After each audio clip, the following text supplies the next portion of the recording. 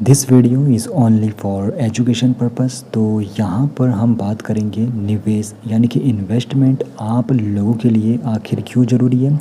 सिर्फ बचत से अब काम नहीं चलने वाला है। अपने पैसे को अगर आप लोग बढ़ते हुए देखना चाहते हो तो निवेश आप लोगों के लिए पहला कदम होने वाला है। तो चलिए विस्तार से समझते हैं आज के इस टॉपिक को, और यहाँ पर एक सिनेरियो के जरिए यहाँ पर हमें विस्तार से समझने में काफ़ी मदद मिलेगी।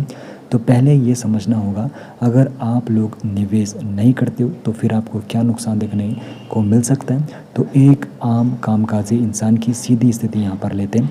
मान लीजिए वो इंसान हर महीने 50,000 रुपये कमा रहा है और हर महीने का जो उसका खर्च है 30,000 रुपये के करीब है, और वो बचा लेता है 20,000 रुपये वो बचत लेता है। लेकिन वो जो यहाँ पर अमाउंट बच रहे हैं वो बैंक में ऐसे ही पड़े रखता है।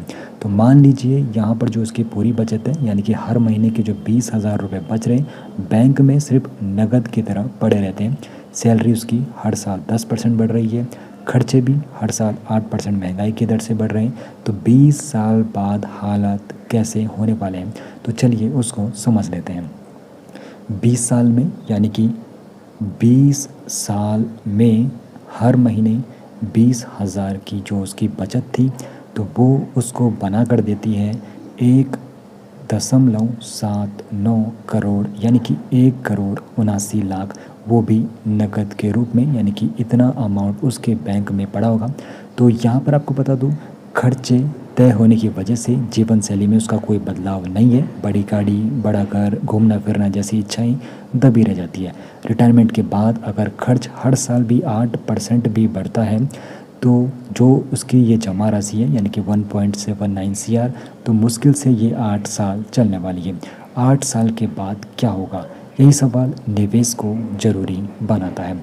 अब हम यहाँ पर दूसरा सिनेरियो लेंगे जहाँ पर वही पैसा यानी कि 20,000 रुपये जो हर महीने बच रहा था, अगर इसे सही तरीके से निवेश किया गया ऐसी जगह जहाँ पर उसको 12% का भी रिटर्न उसके निवेश पर मिल रहा है, तो 20 साल में जो उसका निवेश है 4.27 CR यानी कि 4,27,00,000 बन जाएंगे। तो सीधे तौर पर आप लोग डिफरेंस देख सकते हो, जहाँ पर 20,000 उसका बैंकों में पड़ा था 20 साल के लिए, वो बना कर दे रहा था 1.79 CR, और उसने निवेश करके यहाँ पर देख लीजिए सीधे तौर पर कितना डिफरेंस पैदा किया। तो हर साल की बचत को 12% रिटर्न वाले विकल्प में लगाया जाए तो चक्रवृद्धि यानी कि कंपाउंडिंग का असर यहाँ पर देखने को मिलता है। शुरुआत हालांकि इसकी धीमी होती है, लेकिन कंपाउंडिंग में फिर 7 साल जैसी हो जाती है तो 7 साल के बाद कंपाउंडिंग अपनी पावर दिखाने लग जाता है।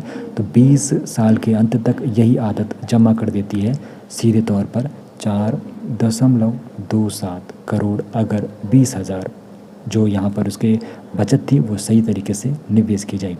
अब यहाँ पर फ़र्क साफ है, 2.4 गुना ज़्यादा रकम है सिर्फ एक फैसले से, जहाँ पर बिना निवेश सिर्फ नकद से 1.79 CR बन रहा था। 20 साल की मेहनत का ये नतीजा था। महंगाई इसकी असली कीमत लगातार घटाती रहती है। अगर उसने निवेश किया होता 12% रिटर्न भी मिलता तो वो निवेश 4.2 CR बन जाता। वही मासिक बचत, वही 20 साल, सिर्फ पैसे को काम पर लगाने का फ़र्क यहाँ पर देख लीजिए। सिर्फ तौर पर यहाँ पर काफ़ी अच्छा फंड यहाँ पर बन के आया है। निवेश क्यों करना चाहिए, तो 3 बड़ी वजह हैं जो निवेश को ज़रूरी बनाती है। पहला है महंगाई से मुकाबला। समय के साथ बढ़ती कीमतें पैसे की असली वैल्यू को कम करती जाती है। निवेश इस नुकसान की भरपाई करता है। दूसरा है बड़ी पूंजी बनाना। तो बच्चों की पढ़ाई हो, शादी हो, घर खरीदना हो, रिटायरमेंट हो, जैसे ये बड़े लक्ष्य हैं तो समय के साथ बड़ी रकम जोड़ना इनके लिए यहाँ पर संभव हो जाता है। फिर वित्तीय आज़ादी यानी कि अपनी ख्वाहिशें और जीवन के लक्ष्यों को बिना किसी पर निर्भर हुए पूरा करने की ताकत निवेश से मिलती है। अब यहाँ पर निवेश करें तो कहाँ करें। रिटर्न और रिस्क के आधार पर निवेश को 4 प्रमुख एसेट क्लास में बांटा जाता है। पहला है फिक्स्ड इनकम यानी कि FD, सरकारी व कॉरपोरेट बॉन्ड। मूलधन यहाँ पर सुरक्षित रहता है, ब्याज यहाँ पर तय रहता है। दूसरा है इक्विटी यानी कि शेयर बाजार में लिस्टेड कंपनियों के शेयर, रिस्क के साथ बेहतर ग्रोथ यहाँ पर देखने को मिलती है। तीसरा है रियल एस्टेट, मकान, दुकान, ज़मीन, किराया व कीमती बढ़ने से यहाँ पर कमाई होती है। कमोडिटीज़ यानी कि सोना चांदी यानी कि गहनों या फिर ETF के जरिए यहाँ पर पूंजी की सुरक्षा की जाती है, या फिर कमोडिटीज़ में कहीं कि निवेश किया जाता है। अब देखो यहाँ पर किस एसेट क्लास में कितना रिटर्न है, तो 20 साल के नज़रिए से हम यहाँ पर ले रहे हैं। तो एसेट क्लास है फिक्स्ड इनकम, जहाँ पर अगर हम मान के चले 9% इंटरेस्ट रेट मिल रहा है, तो 20 साल में अनुमानित जो रकम होगी तो वो 3.3 करोड़ होने वाली है। अगर इक्विटी की बात करें, जहाँ पर 12 से 15% तक आपको यहाँ पर ब्याज देखने को मिल जाता है, तो हम यहाँ पर 15% का सिनेरियो लेके चल रहे हैं। तो 20 साल के नज़रिए से हम देख रहे हैं, तो वो 20,000 की जो बचत है इक्विटी 15% के हिसाब से 5.4 करोड़ का यहाँ पर रकम बन जाती है। और बात करें कमोडिटी यानी कि सोने चांदी में अगर किसी ने निवेश किया, तो वहाँ पर अगर 8% भी इंटरेस्ट रेट मिल रहा पर एनम, तो यहाँ पर 20 साल के नज़रिए से जो अमाउंट बनता है 3.09 करोड़ बन जाता है। तो यहाँ पर मासिक बचत जो पहले उदाहरण में इस्तेमाल हुई है, 20 साल तक इसी दर पर निवेश रहे तो फिर इतना यहाँ पर अनुमानित रकम रहती है। तो इक्विटी में जोखिम ज़्यादा होता है, इसलिए सही रिसर्च और धैर्य की ज़रूरत यहाँ पर होती है, लेकिन लंबी अवधि में यह महंगाई को सबसे बेहतर तरीके से मात भी देता है। एक ही रणनीति सबके लिए नहीं है, उम्र और रिस्क क्षमता के हिसाब से एसेट एलोकेशन होना चाहिए। तो युवा प्रोफेशनल जो है जिनकी उम्र 23 से 25 वर्ष है, तो निवेश के लिए ज़्यादा समय, इसलिए ज़्यादा रिस्क लेने की यहाँ पर इनके पास गुंजाइश रहती है। दूसरी है रिटायर हो चुके निवेशक, यानी कि पूंजी की सुरक्षा इनकी प्राथमिकता है, रिस्क लेने की गुंजाइश इनकी सीमित रहती है।